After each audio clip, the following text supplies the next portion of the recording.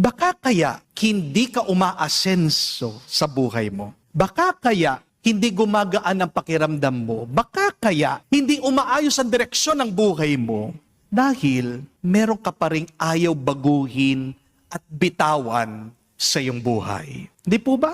May 5 bagay po na dapat nating bitawan bago ang bagong taon para naman magbago, gumanda ang buhay mo. Remember these 5 things that you should let go so that you may grow in the year 2026. Una, bitawan mo yung mga gamit na hindi mo na ginagamit.